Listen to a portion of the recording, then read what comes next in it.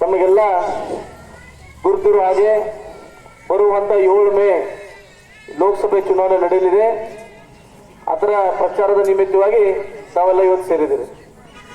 ನಾ ಇವತ್ತು ಹೊಸೂರಿಗೆ ಬರಬೇಕಾದ್ರೆ ನಾನು ತಾಯಿಯವ್ರ ಜೊತೆ ಚರ್ಚೆ ಮಾಡುತ್ತಿದ್ದೆ. ಯಾವ ರೀತಿ ಹೊಸೂರಿಗೆ ಬರಬೇಕಾದಂತ ಒಂದು ಮುಖ್ಯ ರಸ್ತೆ ಇದೆ, ಯಾವ ರೀತಿ ಅಭಿವೃದ್ಧಿ ನಮ್ಮ ಬೈಲಹೊಂಗಲ ಇವತ್ತು ಆಗ್ತಾ ಇದೆ. ನಿಜವಾಗ್ಲೂ ಕೂಡ ನಾವು ನಮ್ಮ ಕ್ಷೇತ್ರ ಆದಂತ ಬೆಳಗಾವಿ ಗ್ರಾಮೀಣದಲ್ಲಿ ಯಾವ ರೀತಿ ಅಭಿವೃದ್ಧಿ ಮಾಡ್ಬೇಕಪ್ಪ ಅಂದ್ರೆ ನಾವು ಮಾಂತೇಶನ ಕೌದಲ್ಗಿ ಅವರು ಉದಾಹರಣೆ ಕೊಡ್ತೀವಿ ಜನರಿಗೆ. ಯಾಕಂದ್ರೆ ಸರಿಸುಮಾರು ಬಹಳಷ್ಟು ವರ್ಷಗಳಿಂದ ಈ ಕ್ಷೇತ್ರವನ್ನ ಎಲ್ಲೆಲ್ಲಿ ಯಾವ ಮಟ್ಟಕ್ಕೆ ಅಭಿವೃದ್ಧಿ ಮಾಡಬೇಕು, ಯಾವ ಮಟ್ಟಕ್ಕೆ ಪ್ರತಿಯೊಂದು ವರ್ಗದ ಜನರ ಸಂಪರ್ಕದಲ್ಲಿದ್ದು ಎಷ್ಟು ಕೆಲಸ ಮಾಡಕತ್ತಾರ.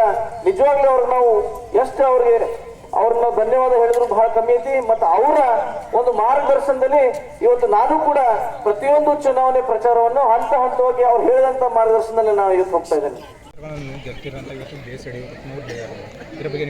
ಬಿ ಎಸ್ ಯಡಿಯೂರಪ್ಪಾಜಿ ಅವರು ಹಿರಿಯರು, ನಮ್ಮ ಸಮಾಜದ ಬಹಳ ದೊಡ್ಡ ನಾಯಕರು, ಅವರಿಗೆ ಬಹಳ ಗೌರವವನ್ನು ಕೊಡ್ತೀವಿ.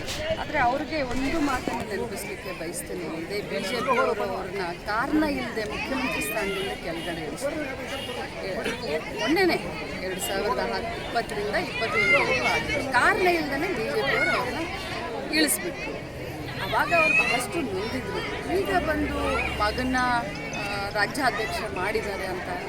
ಯಾಕಂತಂದರೆ ಹೈಕಮಾಂಡ್ಗೂ ಗೊತ್ತಾಯಿತು ಈ ಸಮಾಜ ದೊಡ್ಡ ಸಮಾಜವನ್ನೇ ಎದುರು ಹಾಕಿಕೊಂಡ್ರೆ ಏನೂ ಆಗೋದಿಲ್ಲ ಅಂತ. ಸೊ ಅದಕ್ಕೆ ಬಹುಶಃ ಅವರು ಈ ರೀತಿ ಹೇಳಿರ್ಬೋದು. ಆದರೆ 28 ಅವ್ರು ಗೆಲ್ತಾರೆ ಅನ್ನೋದೇನಿದೆಯಲ್ಲ,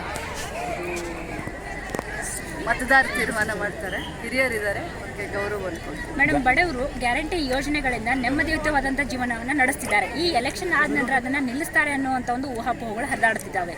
ಅದ್ರ ಬಗ್ಗೆ ಏನು ಹೇಳ್ತಾರೆ? ನೋಡಿ, ಯಾವುದೇ ಕಾರಣಕ್ಕೂ ಕೂಡ ಗ್ಯಾರಂಟಿಯನ್ನು ನಾವು ನಿಲ್ಲಿಸೋದಿಲ್ಲ. ಇಲೆಕ್ಷನ್ಗೋಸ್ಕರ ಈ ಗ್ಯಾರಂಟಿಗಳನ್ನು ತಂದಿದ್ದಾರೆ. ಬಡವರ ಜೀವನದಲ್ಲಿ ಒಂದು ಸಬಲೀಕರಣ ಮಾಡಲಿಕ್ಕೆ, ಮಹಿಳೆಯರ ಆರ್ಥಿಕ ಜೀವನ ಮಟ್ಟ ಸುಧಾರಿಸಲಿಕ್ಕೆ ಈ ಗ್ಯಾರಂಟಿಗಳನ್ನು ತಂದಿದ್ದೀವಿ. ಯಾವುದೇ ಕಾರಣಕ್ಕೂ ಇವ್ರು ನಾವು ನಿಲ್ಲಿಸೋದಿಲ್ಲ. ಕರಡಿ ಸಂಗನವರು ಈಗಾಗಲೇ ಕಾಂಗ್ರೆಸ್ ಬಂದಿದ್ದಾರೆ, ಹೇಗೆ ಅನಿಸ್ತಾ ಇದೆ? ಏನು ಅನಿಸೋದು, ಇದು ಇಲೆಕ್ಷನ್ ಸಂದರ್ಭದಲ್ಲಿ ಪಾಪ ಅವ್ರಿಗೆ ಅನ್ಯಾಯ ಆಗಿದೆ ಅಂತ ಬಂದಿದ್ದಾರೆ. ನಮ್ಮ ಪಕ್ಷ ಅವ್ರಿಗೆ ಸೂಕ್ತವಾದಂಥ ಸ್ಥಾನಮಾನ ಕೊಡುತ್ತೆ.